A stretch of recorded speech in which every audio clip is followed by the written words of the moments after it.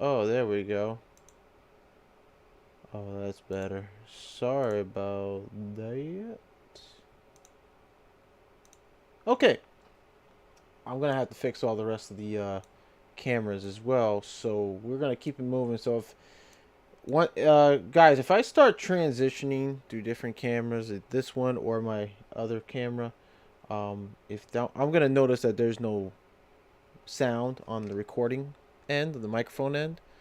This thing is so freaking sensitive. Like the minute I just tap it, it screws up everything. So, oh, let me see if I can hear myself here. All right, cool. So I can hear myself on the chat, on the live stream. Sending invites. Let's see here. People I haven't spoken to on YouTube, other creators, content creators in a minute. But it's cool. All right. So once like I said, once I start transitioning cameras from the webcam on the laptop to my HD camera, I'm gonna notice it. So just give me like a few moments. I kind of touched the microphone jack by accident while you guys were waiting. You guys were waiting and stuff, so I had to wait until the timer ran out for me to switch over and do this. It's really weird with OBS Studios. Let's see who's in. Hey, my mother's here. Hey, mom. Love you too, mom. YouTubers are always late to their own streams. Yeah, I had to get it all together. I'm still in my work uniform. And see, I haven't even changed yet, let alone haven't even showered. But that's okay. Um, but where are my manners? Welcome to the live stream, the late night overtime. It's overtime with KleinGuy Jon. I'm your host, KleinGuy Jon, aka, well, Jonathan, aka KleinGuy Jon. Welcome. Tonight's topic is we're going to be talking about how to become electrician. Well, it's for me, it wasn't really due to my experiences in HVAC. I knew how to approach and how to be patient along the line of things in this trade. Um, so we're going to talk about that. We're going to talk about patience. We're going to talk about being organized. We're going to talk about you know how to dress. Okay, how to present yourself, introduce yourself to your other teammates and cohorts and so forth. And yeah, we're going to get into all that. We're going to get into all that in a few moments. But before I do, I'm going to run the intro. The intro, I don't know if you guys probably heard the music, but let me know. I'll hear from here anyways.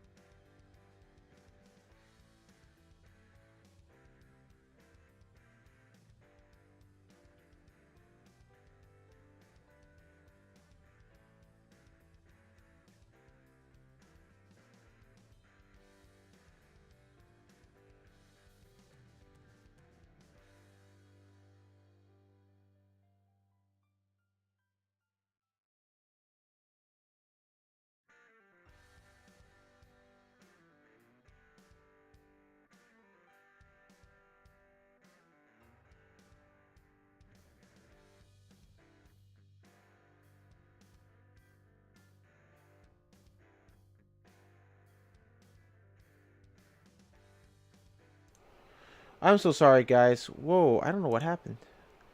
Didn't I have this thing on? No, I did not. Okay, so let's see here. I'm gonna have to fix this problem. Let's see if I can do that now. It won't let me do it here. It's really odd. Okay. I did that wrong. I indeed did that wrong. Okay. Here's what I'm gonna do. Uh-oh. SpaghettiOs. Oh, wow. It actually actually kicked me out of my own. What in the F? Alright, so I'm having some technical difficulties with my other camera. Jesus, I don't understand. All because I touched this guy. That's why. That's why. I touched the mic by accident. I swung my hand over trying to move it to the side, and that did not work out so well. So, I'm going to do this real quick. Excusez-moi. Deactivate and activate. There we go. I just got to get the sound on. Should be okay. I think I should be okay. Well, let's try it out. Alright, I'm going to transition to the next screen here. Okay, you guys should hear me, right? Let me just double check. Double check. Okay, you guys hear me. Awesome. So, please be advised, the stream is on a really, really long delay. I'm so sorry. If for some reason the video's not, you know, I don't know, just not doing its job here, the camera, let me know in the chat. Camera 2 sucks, sorry, but it does. It does. And not only that, it's, you know, it's been working before then, and not only, oh, well, you know what? I just got a notification. I have to update my laptop. Camera 2 does suck. I don't know what the deal is. Like, why is the freaking thing so slow? I don't know, just not. I mean, it's in sync right now, but then later on, it's not going to be in sync. So, guys, there's a big delay. Like I said, about a few seconds, more than a few seconds. I have some drop frames here, so please bear with me. But anyways, we're gonna continue on. I'm gonna continue on with the show. Let me know, Dibs. Let me know since you're here in the chat. Let me know if the, you know, the audio is not in sync with the video. All right, all right. So, not a lot of people are gonna be here tonight. Well, I haven't sent all the notifications out. So if you haven't gotten notifications, let me know, or just subscribe. A lot of people probably haven't been getting notifications on YouTube. So you may have to resubscribe. YouTube's acting so funny today. It's always been acting so funny. Oh, Dibs. I'm sorry. I sent you one already. Ah! Yo, I got Wheel Row. Wheel Row's still here. Robert Weimer. Dude, I haven't heard from Wheel Row in a while. Long time. My man's probably doing his own thing right now with his business. Minorca Home Solutions. Great guy, by the way. Anyways. Alright. Because I'm only here for like about an hour. So let's get started. Now. How do you become an electrician? Well, it's a bit of a... I mean... For one, how did I start out? Basically, it's simple. Just show up on time. First thing, show up on time. Don't show up late. Don't show up. Don't show up a few minutes late. Don't show up an hour late. Don't show up 30 minutes late. No matter what, just don't show up late. Don't even show up 1 minute late. Show up. My rule of thumb, and a lot of people say, well, show up 10 minutes early so you can get ready, get started. My rule of thumb, and I've been living by it ever since, show up half hour early. If you can't make it on time, be the responsible one. Find out who your foreman is on the job site. You know, once you, let's say you get hired, start off with that. You get hired. What's next? Well, you provided all the information to your new employer, your email, your phone number, your address, all that stuff. Emails are important because it's the way of communicating. So always check your emails. Check your emails. Check your emails. Check your emails. I hear a lot of this all the time, especially the new guys. New guys coming into the company, or guys have been working with the company for so long. They always say, well, I haven't got a dispatch. I didn't get a job ding or whatever. Either they're not checking their emails or the company has a program to send it out late. But check your emails. Check your emails. Companies sent out your dispatch where you're going to be working through email. They're not going to text you. They're not going to call you.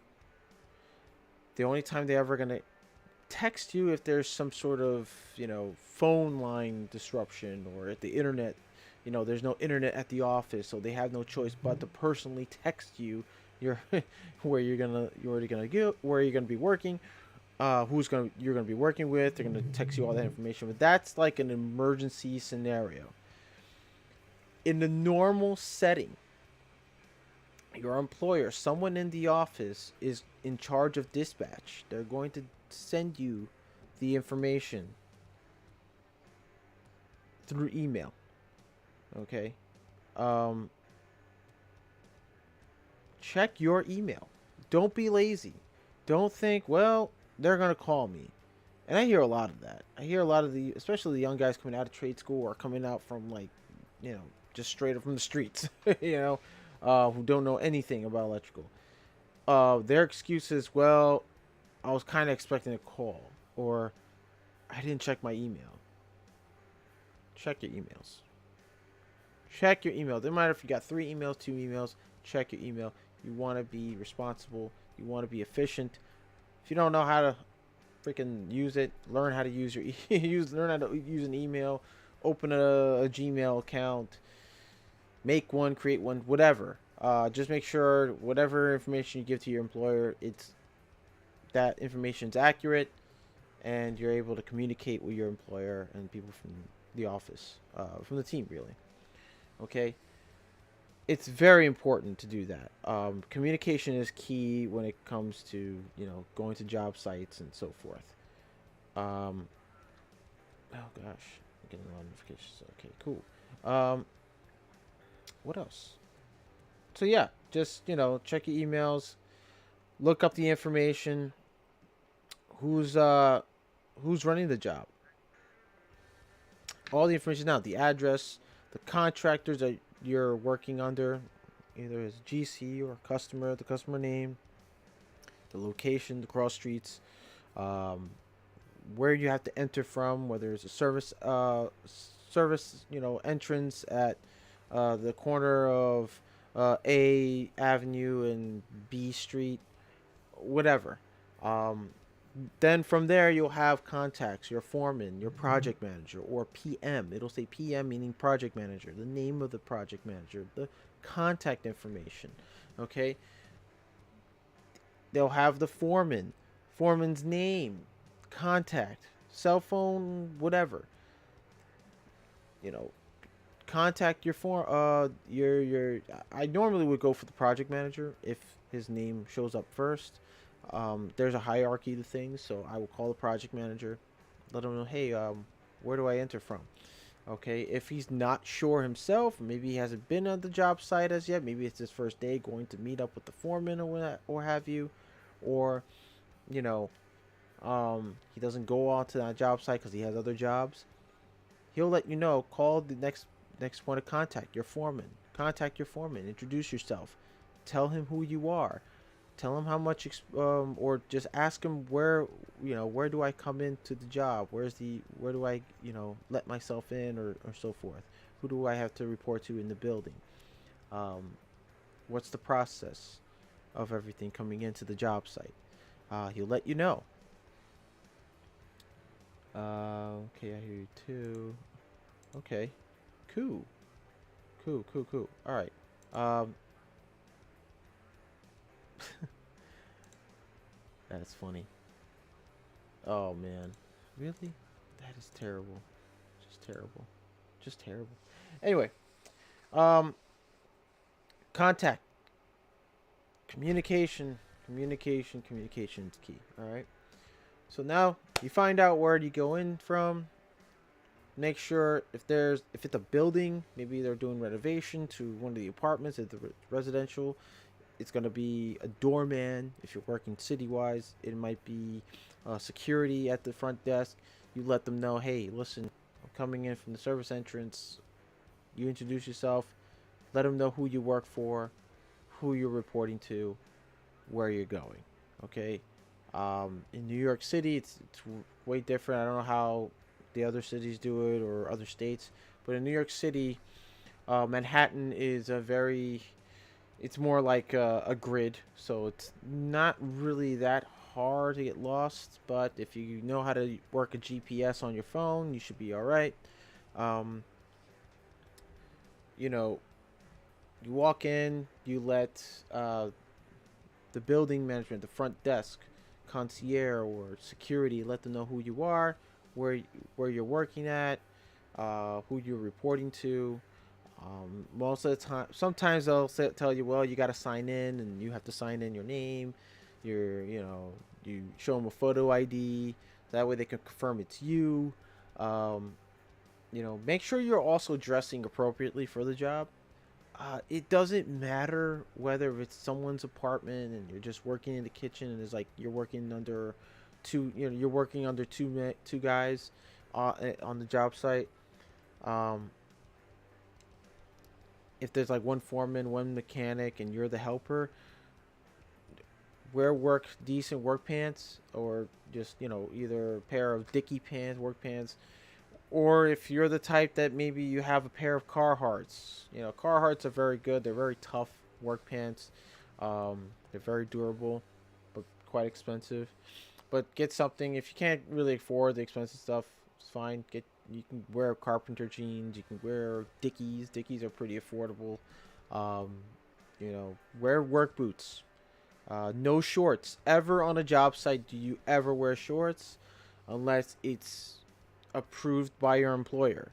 OSHA usually says that if you're on a job site or any job site for that matter, wearing shorts, unless it's approved by your employer and it's okay to wear, that's fine. But it's only due to certain scenarios, whether it's way too hot in the job site.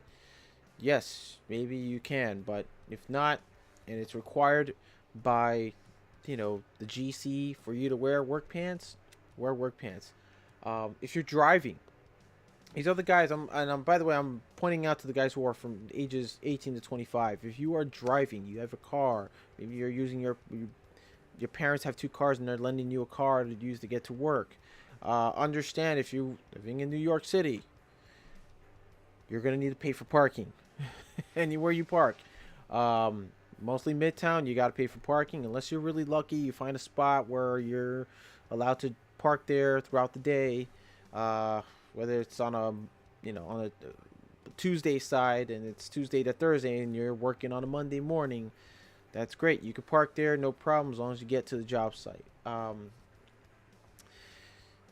majority of the time, there's just a lot of meter parking, so you're gonna have to pay for meter parking depending on the area. If it's 2 hour parking, 3 hour commercial parking, 1 to 3 hour commercial parking, you're not allowed with regular plates to park in commercial parking. Um, you cannot park in commercial parking, and don't even try. You will get ticketed. You don't want to have you know, another freaking bill on your on your hands to pay out for. So, yeah, never ever wear shorts. Wear appropriate work pants. Make sure those work pants, if you have some little pockets on them, like carpenter pants with a hammer loop on it, cool. You can wear those. If you have knee pads, you could wear, because at times you may be working on your knees, on outlets, receptacle outlets, and so forth, or on floor boxes. You may want to wear a good decent pair of knee pads, especially gel knee pads. They're very comfortable. Gel with foam.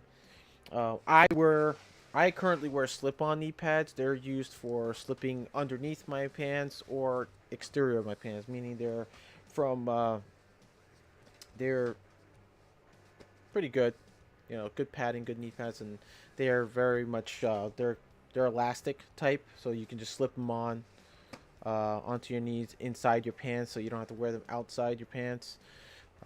That way, you don't have to worry about the discomforts. Sometimes you get knee pants that are very uncomfortable. So, I can also leave a link of the knee pads. They're pretty affordable, like about $11 on Amazon. You can get them. Um,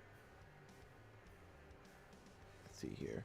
I just noticed I lost the stream as you went into the intro when it restarted. It was about 10 minutes behind. Yeah, sorry about that. I never wear shorts ever, and that I'm not that cruel, people. Oh man.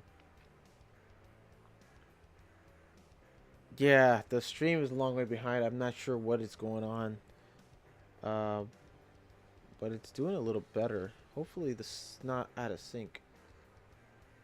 Uh-oh. What did I just do? It's been 2 months since Oh my goodness. Let's see here. Yeah, the stream is long way behind.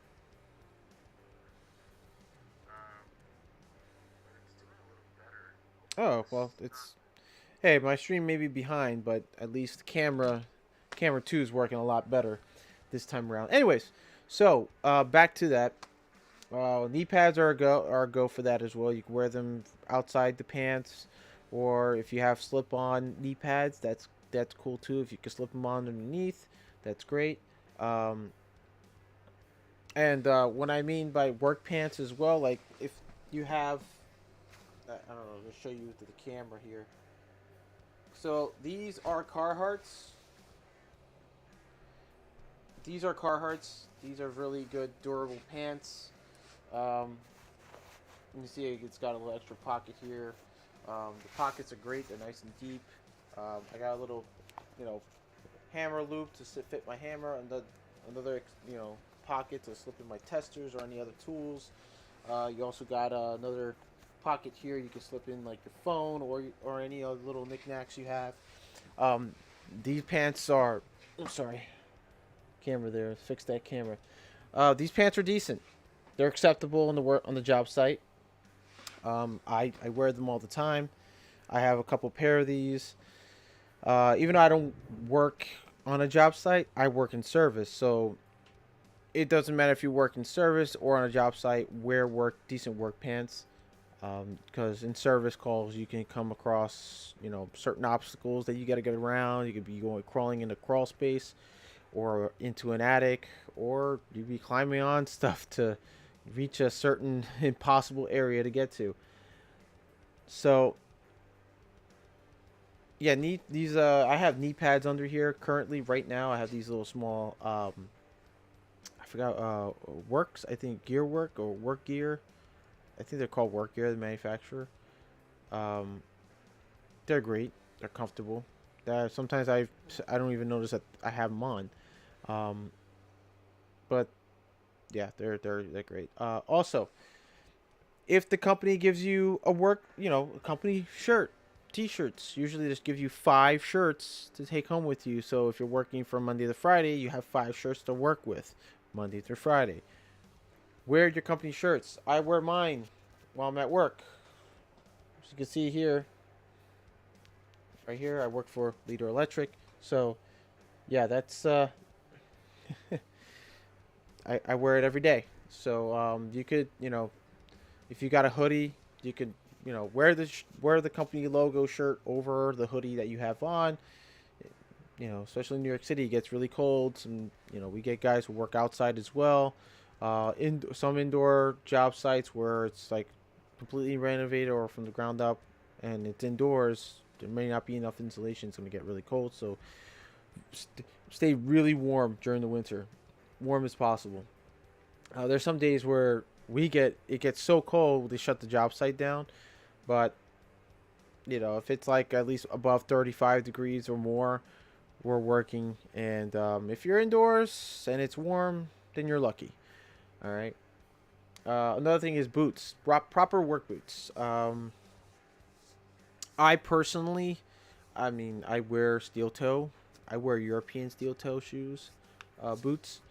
I wear Indestructible. Indestructible is also, I don't know if you guys ever heard of Indestructible shoes, but they're made, um, actually made overseas, and it takes a while since what's going on with Russia and Ukraine. Now a lot of things are being delivered here are taking a lot longer than expected, and you guys just know gas prices are going up. So which by the way, you're if you decide on driving in on the job site, you live here in New York City, you're driving the job site, try to find other means because gas prices are freaking expensive here. Let me fix the camera a little bit here so that way you guys can see me better. Okay. So yeah, that's another thing. Keep in mind gas prices are expensive. Don't try to overdo it. If you want to just drive in once in a while, that's great. Do that. I, for one, would sometimes, way back when, I used to just car share with Zipcar, and every Friday, if the job was like so far away from work, at one point I was living in Jersey, in Elizabeth, New Jersey, and the job that I was working at was in the Bronx, and it was at Manhattan College in the Bronx, and it would take forever for me to get, so I have to like catch a train in Elizabeth and take it all the way to Penn Station, and then from there take another train, take I think the one train or the one train, take it all the way to the last stop, and that was just a hassle. So what I would do that Monday to Thursday, and then Friday I would Thursday night when I'm on my way home, I will pick up rent out the zip car, pick it up at the location, drive it home, and the next morning, hop in, drive over to the job site. Job site had a parking lot, work, and then after work, hop back on, drive back to Jersey. Um, Sometimes I'll rent it out. It was so cheap, I'll rent it out for the whole weekend. So, yeah, those were good times, though. Those are good times. Jones's Nursery, welcome to the chat, Jones. How you doing? How you doing tonight? So, yeah, if you are driving, you're a helper, you're starting off as a helper, you're driving, during these rough times, I'm gonna say, take it easy on the gas, on driving. You might want to find an alternative route, to get in here. I prefer public transportation. If you decide to work in the service department. Now, if you're working for a company that does service, you want to learn how to do, service, right along with a journeyman, that's great. Like I said, it's going to require you to, you know, basically take public transportation, meet the journeyman at the shop, and head on over there. But head on over to service calls. Learn and listen, or watch and learn. Watch and learn, listen, ask questions. All right. So anyways, we got the driving part out the way. All right. You are very knowledgeable, my friend. Thank you very much. I appreciate that. You were living in Jersey. I'm sorry. Yeah, Dibs. I was living in New Jersey for, I would say, about a good 2 years. I was living with my mom at the time. I was living her. She lived in Elizabeth, New Jersey at the time, but she doesn't live there anymore. But during those 2 years, I was living with her. She was living in a 3-bedroom apartment. At one point, she was living by herself, and then I moved in. I was living in Bushwick. I moved in. I lost the apartment I was living in because apparently the building got sold. So they were like basically illegally trying to get people out, which they did successfully with me. So yeah, I moved out there and lived there for like 2 years, and I was commuting back and forth. I didn't have the service van. I was working on job sites, like projects, big contract jobs. And once in a while, actually, I would work in the service department. I was very, very universal with the company I'm with. But the at the time when we had the shop, we would have to actually I would have to actually report to the shop, grab my the ticket books and everything, and then next door was the monthly parking space where we had the company vans in that parking space, and I would go in, grab the keys from the valet, and pick up the van, drive home, and then at the end of the day, I drive back to the shop, drop off the keys, drop off the ticket book, hand in all the tickets, service tickets, and then go home. From there, take the train, back home again, dude. I was doing that every day. It was very tiring, um, but I stuck through it. I stuck through it. Definitely stuck through it. And it's there are gonna be times where if you're working with companies, you're gonna go through things like that. They may have like a few service trucks, service vans. Some companies don't let you take the vans home. Some do. It all depends on how well they do in the industry, in the business, and how much money they make. And if they're willing to let you take a van home, by all means, they'll let you take the van home. But just remember, you're responsible for the vehicle. It's a big responsibility. But you're helpers. For helpers, guys, 18 to 25, starting out, you're not going to get a van right away, because you have to build a trust. You have to build that relationship with the company, okay, with the bosses and with your coworkers, all that. So it's a lot. There's a lot to fill in. So now that we covered the whole showing up on time, getting all the information, contacting point of contacts, what you should wear. You should also wear, by the way, just not only just you wear the company logo shirt. Company shirts are key because you're representing the business, you're representing the company, you're a representation of that company. Okay. Expect the unexpected. Always expect the unexpected. Whether you're going to be sorting and organizing material, meaning learning material, or you're going to end up digging a trench, or yeah, basically digging up trenches if you have to, depending on the job. Okay, depending on what they want you to do. I do appliances repair and have a master HVAC license. Yo, that's awesome. That is awesome, Jones's Nursery. That's awesome, dude. Keep it up. Keep up. We need more HVAC contractors out here. All right, but strictly pointing out to today, we're just talking electrical, and please do chime in if you have some experiences with helpers and stuff. Listen, any contractors, any of you professional guys want to chime in the chat, to let these young guys from 18 to 25 know how it is in the industry, by all means, throw in your experiences, throw in your advice.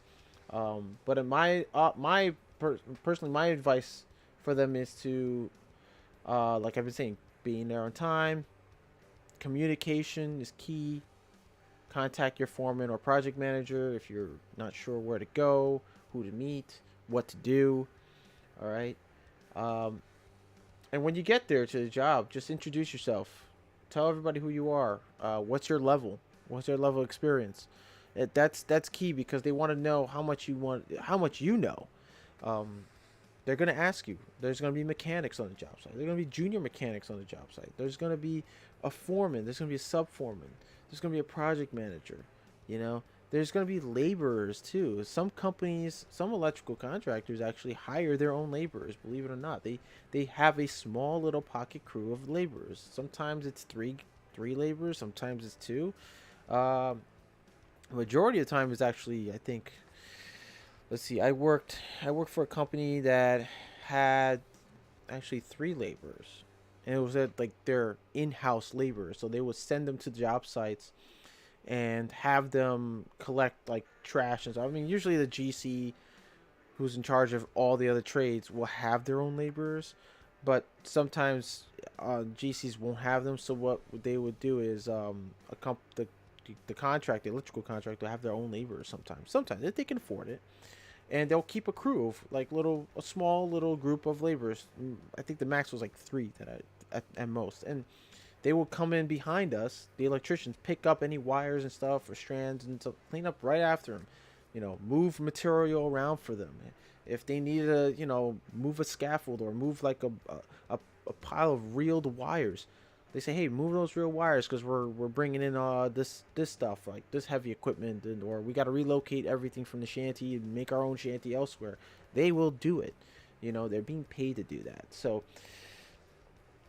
you're gonna have like the small little team of laborers who are very well experienced laborers.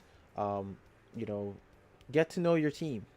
Get to know the junior mechanics. Get to know the mechanics. Get to know your lead mechanic. The lead mechanic is very important in the job site because he's gonna be, not only is the foreman to be overlooking everybody else, but the lead mechanic is gonna take, basically he's gonna be the lead on a certain task, on a certain job that the foreman wants him to be a part of, to be in charge of. While he's directing everyone else, he's gonna have that lead mechanic take the lead on a task that specifically needs to get done on time. Okay. You may be paired with that lead mechanic with the other group of mechanics. The lead mechanic is well above other mechanics, and he has to overlook their work and work alongside with them as well. Uh-oh, what happened here? We're losing framework here. Uh-oh. You may be paired with that.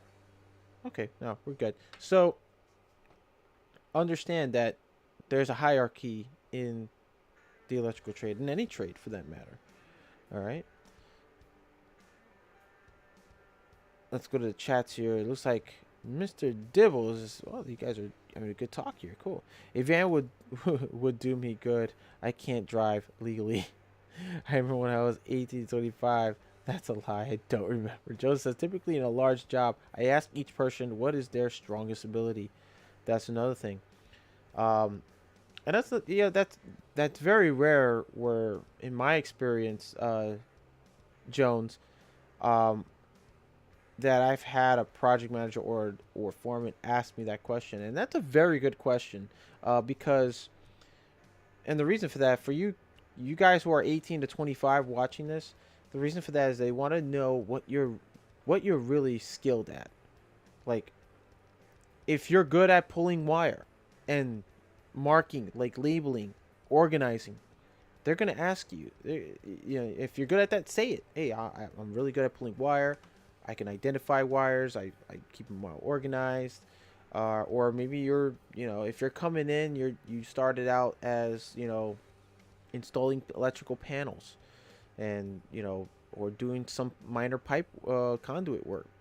Let them know um, what you're mostly good at in electrical. If you don't have any experiences, that's fine. They're always gonna pair you up with a mechanic, you know, or they're gonna. When I started out, I started off with a foreman. Really, it was just me and the foreman. I was his helper, and I've had enough. I already knew the basics of conduit bending, so the first thing I started doing was setting up boxes in the ceiling for 8-foot fluorescent fixtures, and we just had to run 3/4 conduit, and that's all I did was run conduit, and it was a great experience. I had a lot of fun, and he liked the work I did, and we worked well together.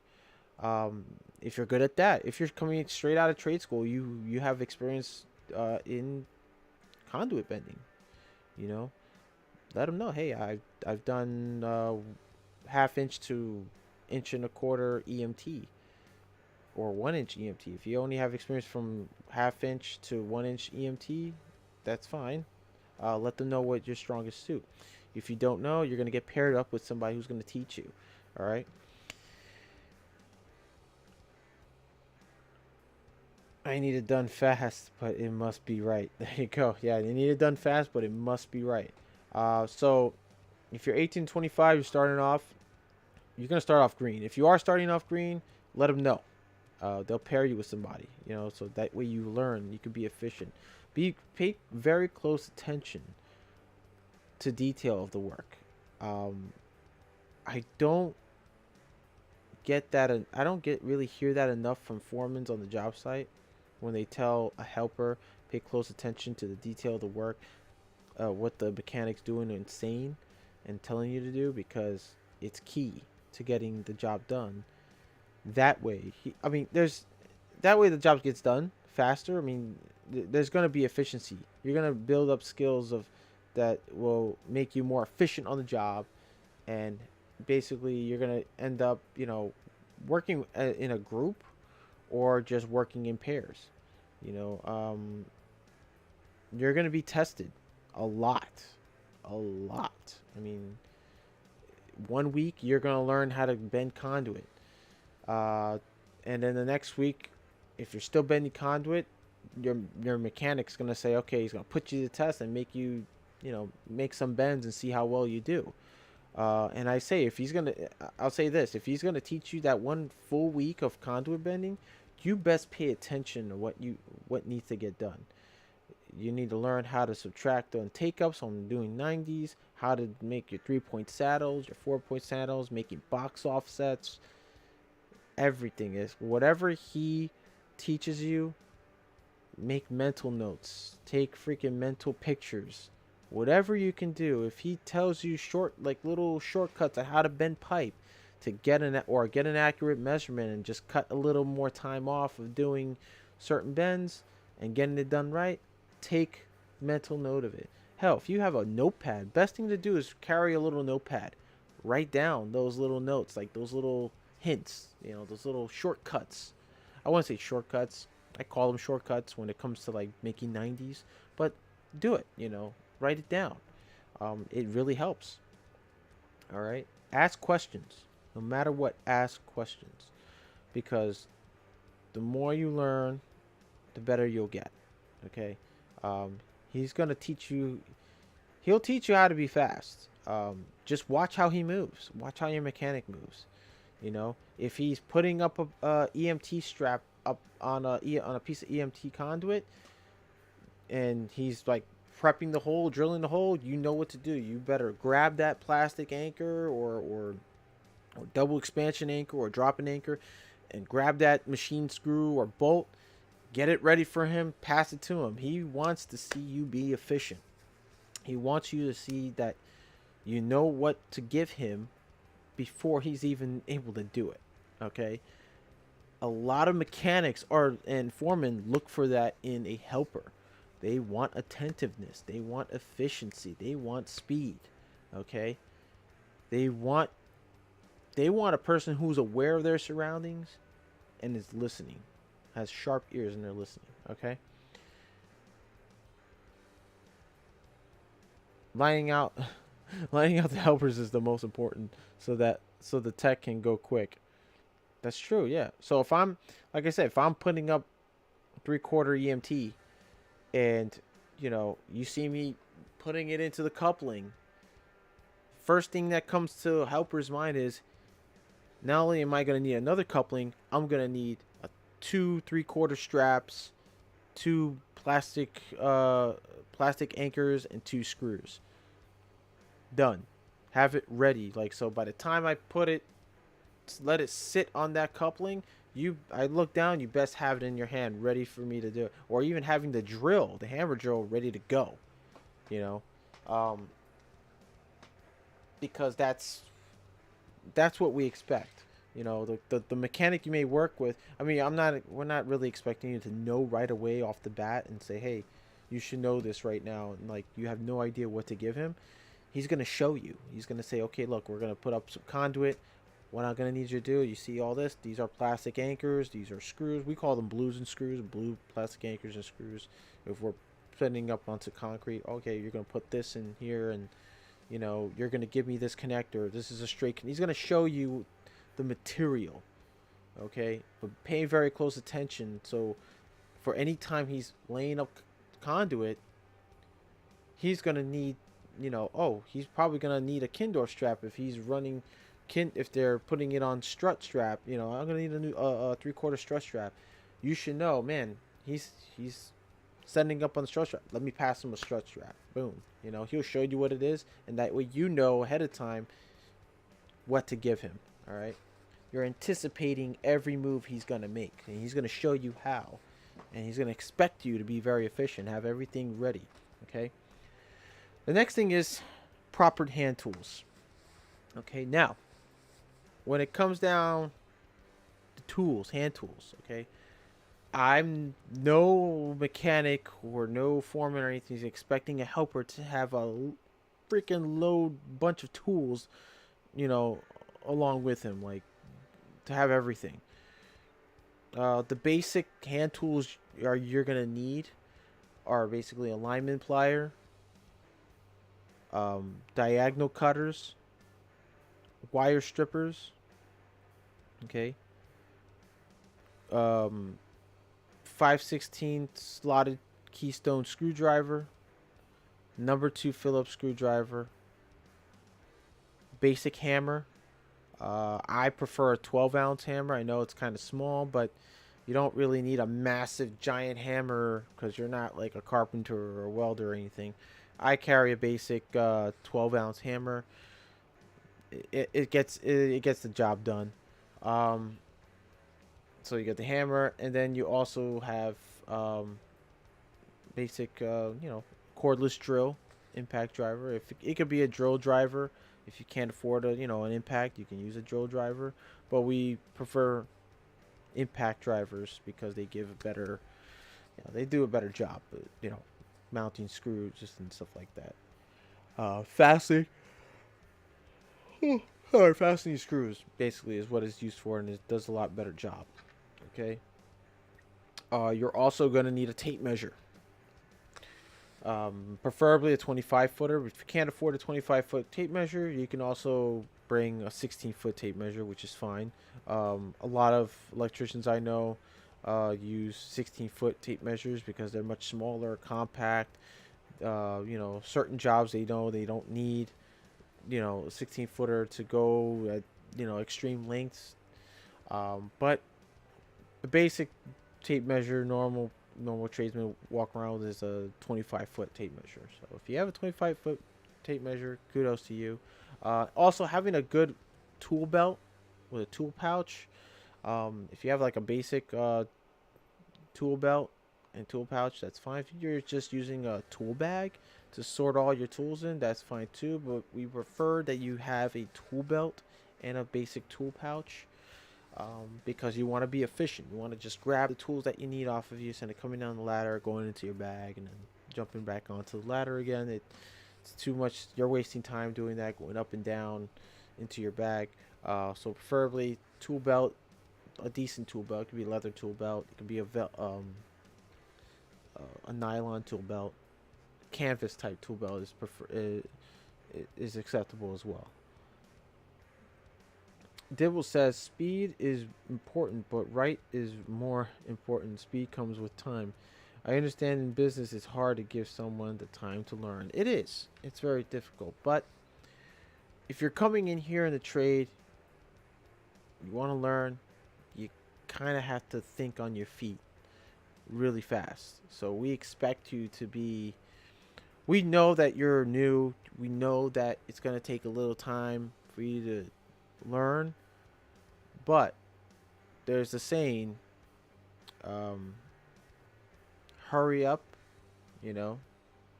take your time, but hurry up. Okay, I know it sounds confusing. When I first heard that, I was a little bewildered by it. Take your time, but hurry up. That's a saying that's going around now in the trade as well. It's been going around for a while.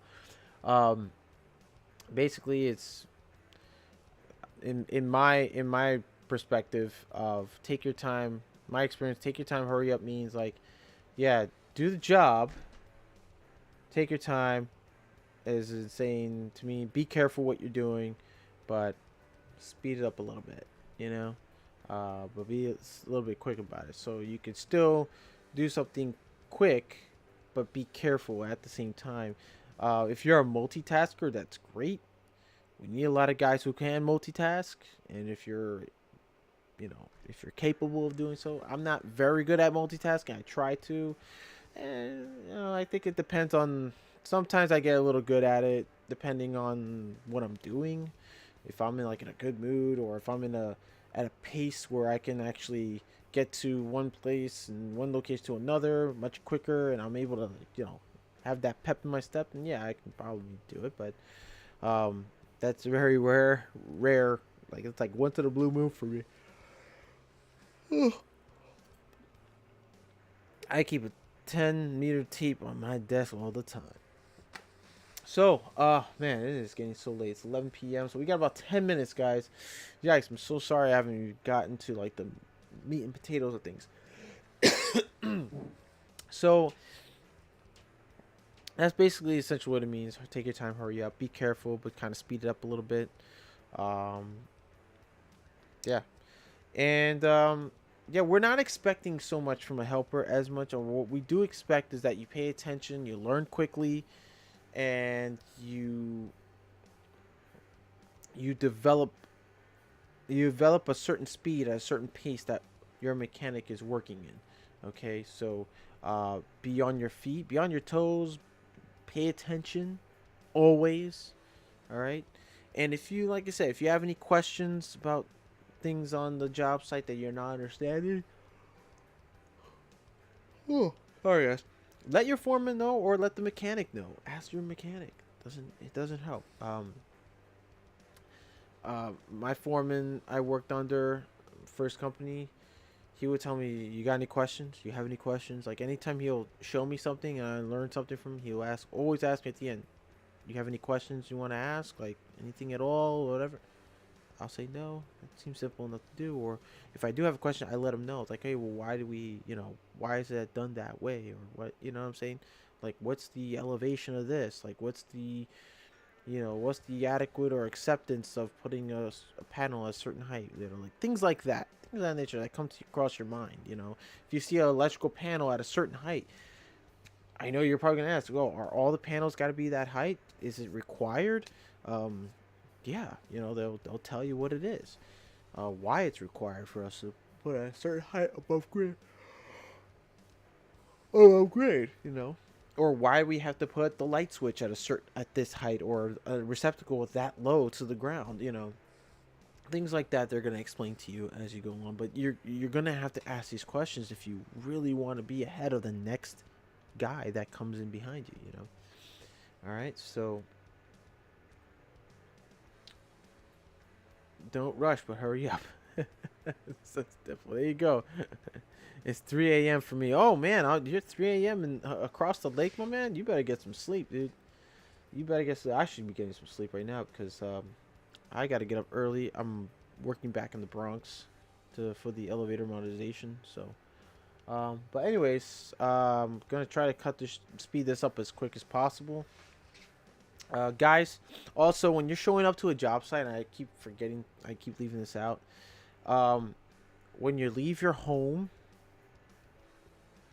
leave all that attitude and whatever aggression at home. Okay. um I work with guys. It's not that I'm prejudiced or anything like that. I was born in Brooklyn, in Bushwick, Brooklyn. It was pretty rough. A bit rough over there back in the 90s. I mean, it's still pretty rough now, a little bit. It's changing, but not as, still the same kind of. But you know, guys who grew up in the ghetto, grew up in the hood. If you're live in the Bronx, you live in the hood, or you live in Brownsville, Brooklyn, all that, and you want to get into this trade, understand something. Leave all that mentality, please. Leave that attitude. Leave that whatever type of anger you carry with you, and you're walking around and say, well, I don't need to do, nobody needs to tell me to type attitude. Leave it at home. Leave it wherever you can leave it, but don't bring it to the job site. I'm telling you right now, if you have a attitude problem, you will be gone like that. Like, you're gone. Okay? Don't talk back to your foreman. Don't start fights. Don't catch an attitude. Listen, you're green, meaning you know nothing. Even if you come from trade school, you absolutely must. They're going to tell you, forget about everything you learned in trade school. You're going to learn where you're going to be taught here now. Okay?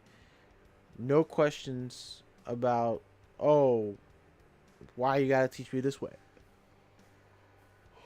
Oh, there are reasons. Okay, very good reasons why they're gonna teach you this way, because it's the right way. Okay, and it's always been that way.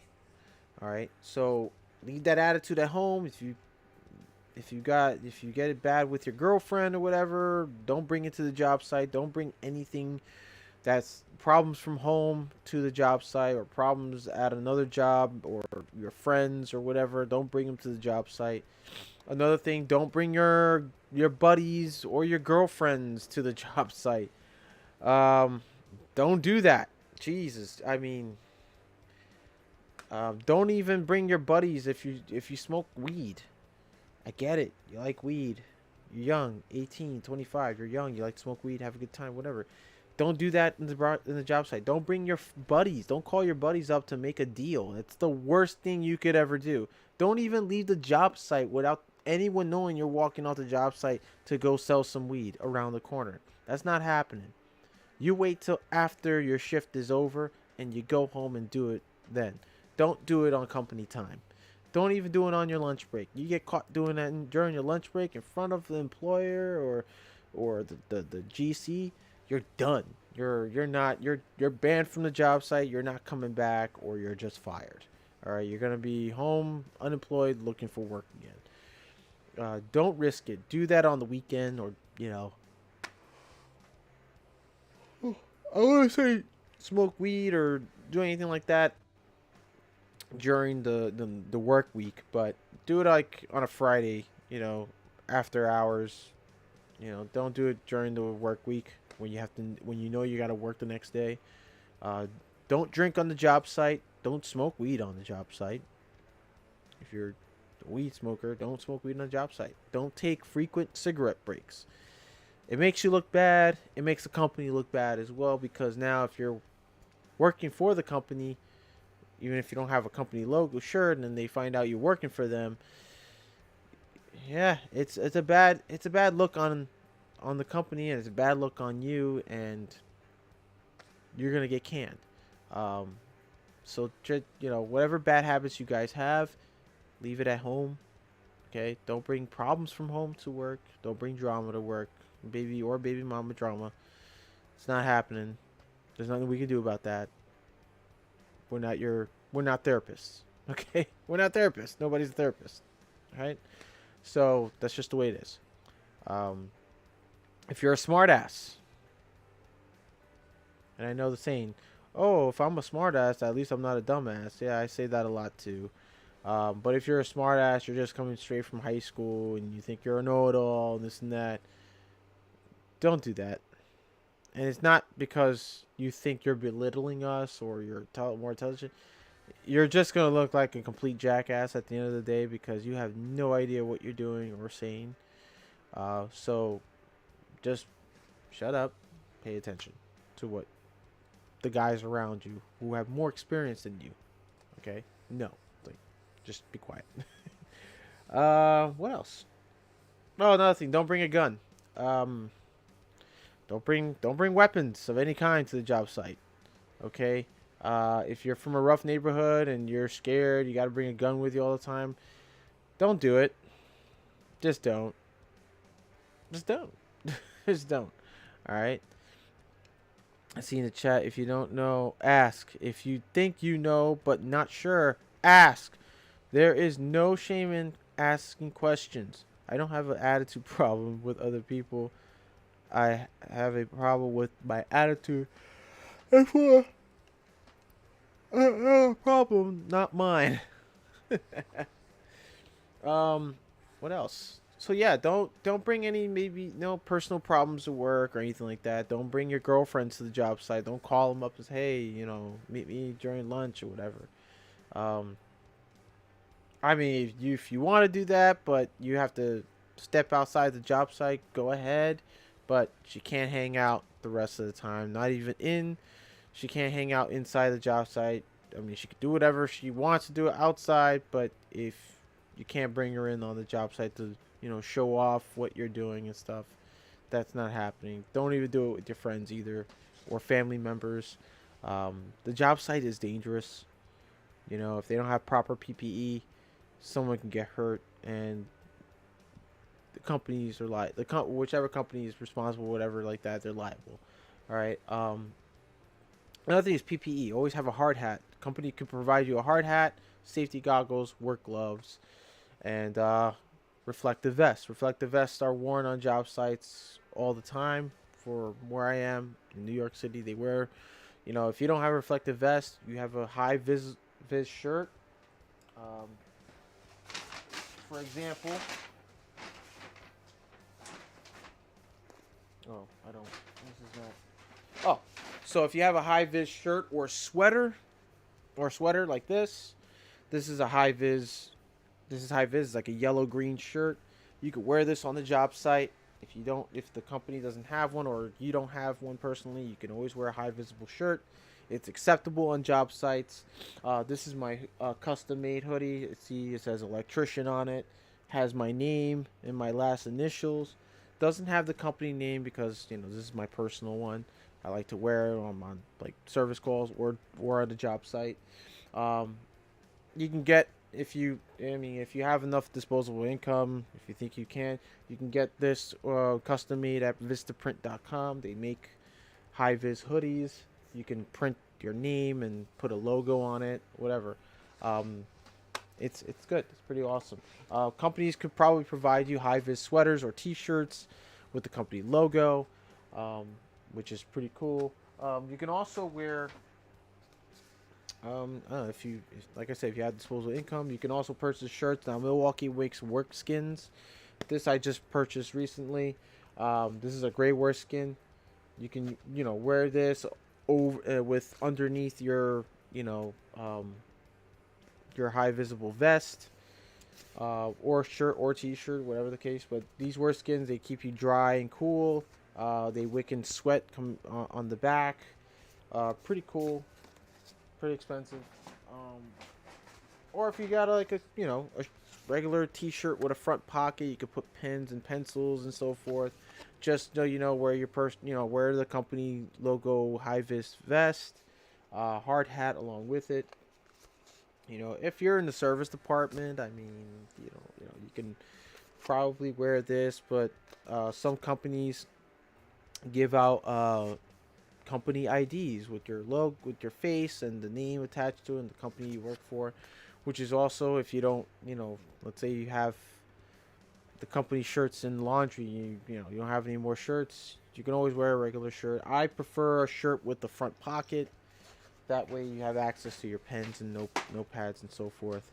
All right, so yeah, we're gonna get a lot more into this maybe next week, guys. Next week, late night chat, we'll talk more about how to be an electrician, how to start off to becoming an electrician or on your way to become an electrician, and we'll continue this to a part 2 video. All right, so it's getting pretty late, so what I will do is, whoa, what's going on here? Okay, yeah, we're gonna start off with this here. I just want to say I appreciate every single one of you guys for being here. Thanks for coming by. Thanks for stopping by for the late night chat. I know I started late. Normally every Tuesday night, we do it from 9 to 10. But since I came in up late, I'm a little short on there, and it's getting super duper late. And I don't want to leave you guys. You guys have probably work in the morning, so I got work in the morning. I gotta get up early. But I appreciate every single one of you being here. If you have any questions, comments, or concern, you can leave all your comments in the comment section down below. You can also email me. My email is in the description box down below, as well as there's some links down below in that description of websites, informational websites, and you can look into to be ahead of the game. Be more knowledgeable and efficient.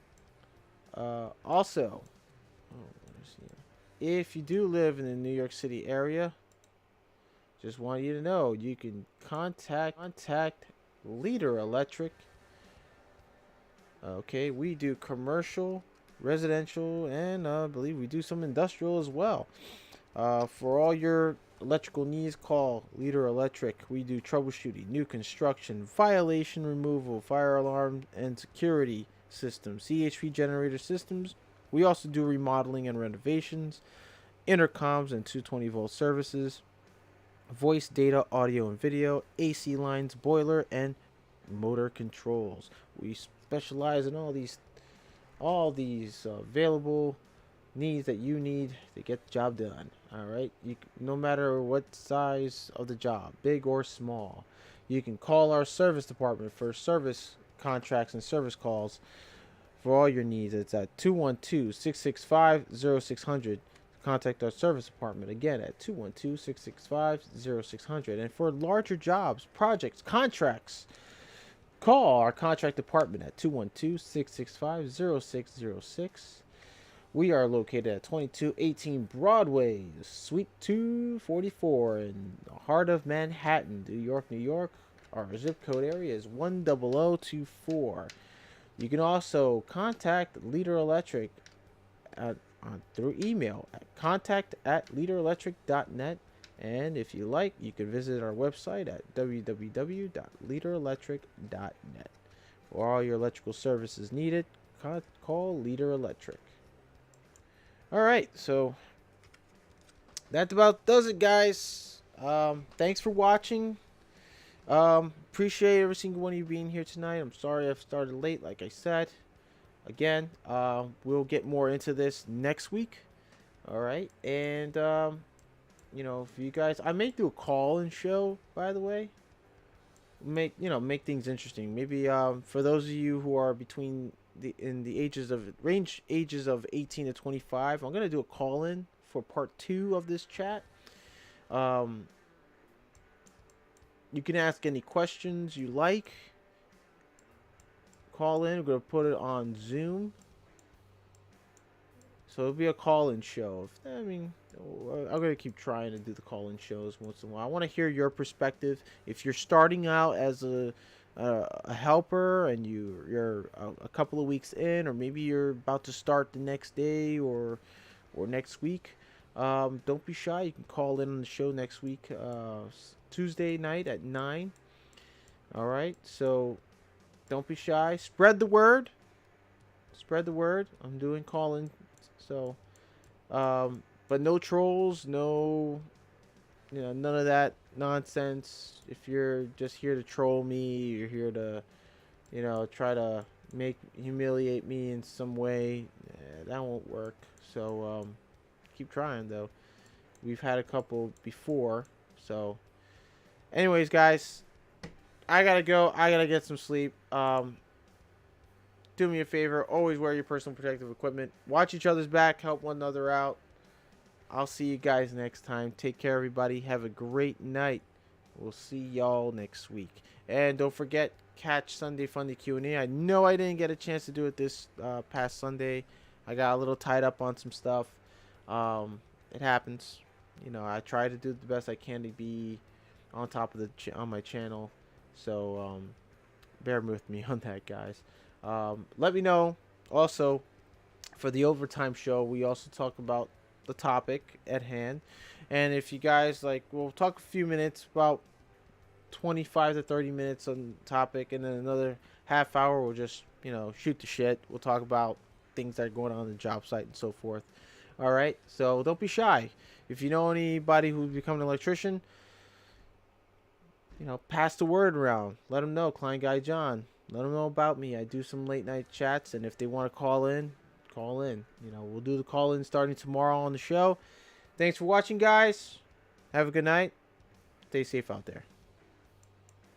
Have you ever felt? Are you listening? Damn.